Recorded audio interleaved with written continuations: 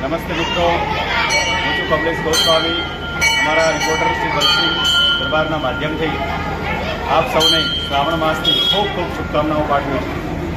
આજે શ્રાવણ માસનો ત્રીજો દિવસ છે, એટલે કે શ્રાવણ સુદ ત્રીજ. શ્રાવણ સુદ ત્રીજનો ખૂબ મોટો મહિમા છે.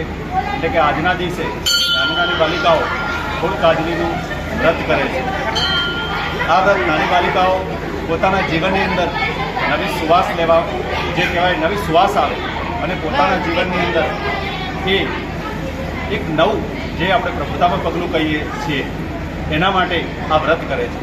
આ ફૂલ કાજલીનું વ્રત ભગવાન શિવજીની એ સવારે વહેલા ઉઠી અને પોતાનું જે કહેવાય એ દરેક પ્રકારના ફૂલ, અલગ અલગ પ્રકારના, કોઈ લાલ ફૂલ લઈને આવે છે, કોઈ પીળા ફૂલ લઈને આવે છે, એ લાવી અને ભગવાનને અર્પણ કરે છે, જલાભિષેક કરે છે અને શંકર ભગવાન અને માતા પાર્વતીજીનું સંયુક્ત પૂજન કરે છે.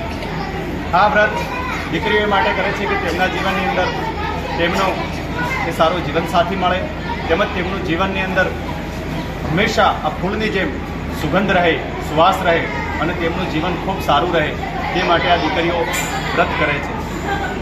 ખાસ કરીને કચ્છ, કાઠિયાવાડ, સૌરાષ્ટ્રની અંદર તેમજ આપણા પૂરા ગુજરાતની અંદર આ વ્રતને દીકરીઓ, બાલિકાઓ કરે છે.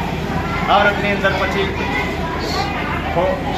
રાત્રિના સમયે, એટલે કે સંધ્યા સમયે જે વળતી આપણા ગામની અંદર જે ગાય માતા હોય છે, તે ગાય માતાનું પણ પૂજન કરવાનું હોય છે. એ પણ દીકરીઓ કરે છે અને ગાય માતાનું પૂજન કરી અને પૂરો દિવસ એ દીકરીઓ રાત્રિ જાગરણ કરે છે અને ભજન કીર્તન કરે છે. તેમજ આ વ્રતની અંદર પૂરો દિવસ દીકરીઓ ફલાહાર કરે છે, કોઈ મીઠા વગરનું પણ ભોજન લે છે, એટલે કે ફૂલ સૂંઘીને પછી એ ફલાહાર કરતી હોય છે. પૂરો દિવસ જળ પીવે તો પણ ફૂલ સૂંઘશે, કોઈ પણ કાર્ય જે કહેવાય એ કોઈ ફળ ખાશે તો પણ એ તરત જ ફૂલ સૂંઘશે. એટલે કે આ પ્રકારનો આ વ્રતનો મહિમા છે. તો અમારા જનાર ગામની અંદર આપ જોઈ શકો છો કે નાની નાની બાલિકાઓ આજે પોતાનો ભાવ લઈ અને ભગવાન શિવજીના મંદિરે ઉમટી પડી છે. તેમજ પોતાના વ્રતનો જે મહિમા છે એ વ્રત કરવા માટે દીકરીઓ આજે આ ગામની અંદર આવી છે. હું આજે ફરીથી એકવાર શ્રાવણ માસની નાની નાની બાલિકાઓને પણ ખૂબ આશીર્વાદની સાથે શુભકામનાઓ આપું છું. તેમજ પૂરો શ્રાવણ માસ આપણે બધાએ પણ ભગવાન શિવજીની આરાધના કરીએ, પૂજા કરીએ અને ભગવાન શિવ તથા માતા પાર્વતીજીને પ્રસન્ન કરીએ અને ગામની અંદર, દેશની અંદર, દુનિયાની અંદર શાંતિ રહે, સુખ શાંતિ રહે. તેમજ નાની નાની દીકરીઓની જે મનોકામનાઓ લઈને આવી છે એ દરેક મનોકામનાઓ પૂર્ણ થાય, સૌની મનોકામના પૂર્ણ થાય, એવી રીતે ભગવાન શિવજીને આપણે આરાધના કરીએ. બોલો શ્રી નર્મદેશ્વર મહાદેવ કી જય. આપણું નામ? મારું નામ કમલેશ ગોસ્વામી. જય નાથ.